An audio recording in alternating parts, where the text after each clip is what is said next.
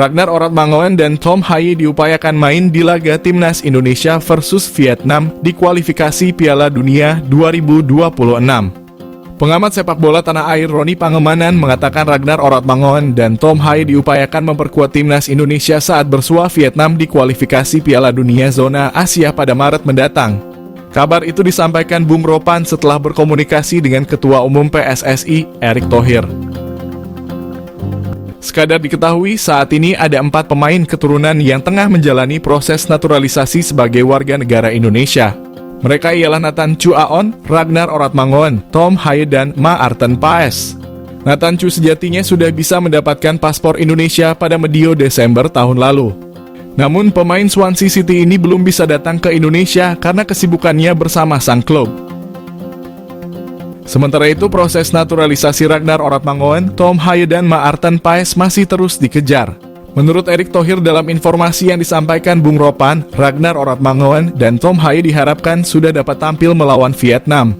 Bagaimana dengan Maarten Paes? Kabarnya PSSI fokus kepada Ragnar Oratmangoen dan Tom Haye lebih dulu. Kehadiran Ragnar Oratmangoen dan Tom Haye memang dibutuhkan Timnas Indonesia. Ragnar yang saat ini berstatus penyerang klub Liga Belanda, Fortuna Sittard, dapat menambah daya gedor skuad Garuda. Sementara itu, Tom Haye dapat membuat lini tengah Timnas Indonesia semakin hidup. Jika 2 kali menang atas Vietnam, Timnas Indonesia hampir pasti lolos ke babak ketiga kualifikasi Piala Dunia Zona Asia. Sebab di 2 laga terakhir, Timnas Indonesia akan bermain kandang kontra Irak dan Filipina. Nyaris sama, gol Marcelino Ferdinand disandingkan dengan gol Vinicius Jr. di final Liga Champions. Nama Marcelino Ferdinand menjadi sorotan usai duel Timnas Indonesia versus Irak di pertandingan grup D Piala Asia 2023. Meski di pertandingan itu Timnas Indonesia harus menelan pil pahit usai dikalahkan Irak.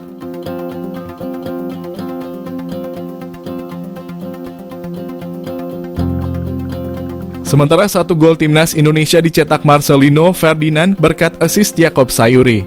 Menariknya, gol Marcelino Ferdinand langsung menjadi trending di media sosial. Bagaimana tidak, warganet ramai-ramai menyanyikan gol pemain KMSK De Inze itu dengan gol penyerang Real Madrid Vinicius Jr.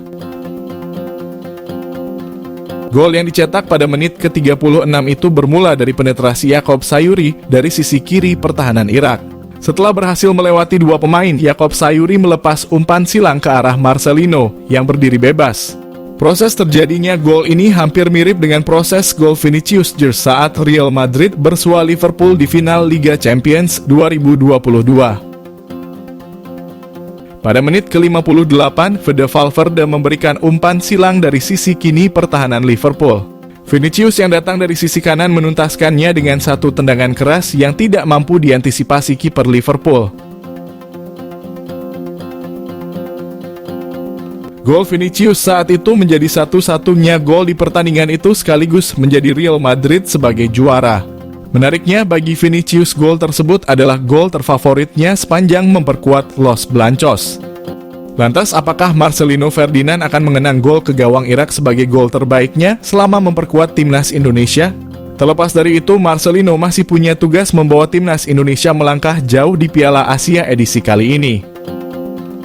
Sandy Walsh tampil memikat saat Timnas Indonesia mengalahkan Vietnam 1-0 pada matchday kedua grup D Piala Asia 2023. Sandy untuk kali pertama dimainkan sebagai starter oleh Shin Tae-yong di Piala Asia 2023. Pemain klub Belgia KV Mechelen itu diplot sebagai bek tengah bersama Jordi Amat dan Justin Hubner. Bermain di posisi bek tengah sejatinya bukan posisi ideal Sandy. Namun, pemain berusia 28 tahun itu memperlihatkan sudah mulai terbiasa memainkan peran sebagai bek tengah setelah dicoba dalam beberapa kesempatan oleh Shin. Termasuk ketika dimasukkan mendekati akhir babak kedua saat kalah 1-3 dari Irak. Kepercayaan Shin Tae-yong dibayar Sandy dengan penampilan ciamik. Ia tidak menyia-nyiakan kesempatan yang terbilang langka itu sejak resmi jadi warga negara Indonesia pada 2022. Sandy tercatat sudah 7 kali membela Timnas Indonesia. Namun pemain berdarah Belanda Indonesia ini tercatat baru 3 kali main sebagai starter termasuk saat menang atas Vietnam. Sandi tampil solid di jantung pertahanan. Kerjasama dengan Jordi dan Hubner berjalan baik untuk memastikan gawang Hernando Ari aman dari kebobolan. Sandi juga terhitung rajin naik membantu serangan. Salah satu peluang terbaik didapatnya melalui sundulan yang memanfaatkan umpan silang Justin Hubner tetapi bisa digagalkan dengan gemilang oleh kiper Vietnam Nguyen Philip. Berdasarkan statistik SofaScore, Sandi memenangi 4 dari 6 duel udara. Ia juga melakukan 1 intercept dan 1 clearance dengan akurasi operan, mencapai 78%. Sandi mendapat rating 7,1 di laga kontra Vietnam. Ratingnya ini hanya kalah dari Hubner yang mendapatkan nilai 7,4 dari 3 bek tengah timnas Indonesia yang turun sejak menit pertama. Penampilan apik itu juga membuat nama Sandi Walsh trending topik di akun Twitter. Pujian deras mengalir kepada Sandi. Dengan aksi yang ditampilkan lawan Vietnam, potensi Sandi kembali dimainkan sejak menit pertama saat meladeni Jepang di laga terakhir grup D Piala Asia. Kabar baiknya, Shin Tae-yong bisa lebih mudah meracik komposisi di jantung pertahanan dengan sejumlah pemain berada di level terbaiknya. Arhan training usai timnas Indonesia digilas Jepang, aksi lemparan, mautnya tuai banyak pujian.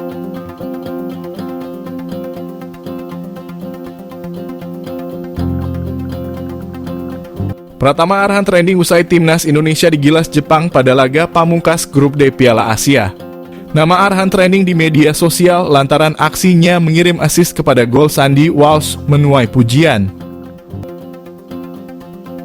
Diketahui Arhan mengirim assist melalui aksi lemparan mautnya pada menit ke akhir.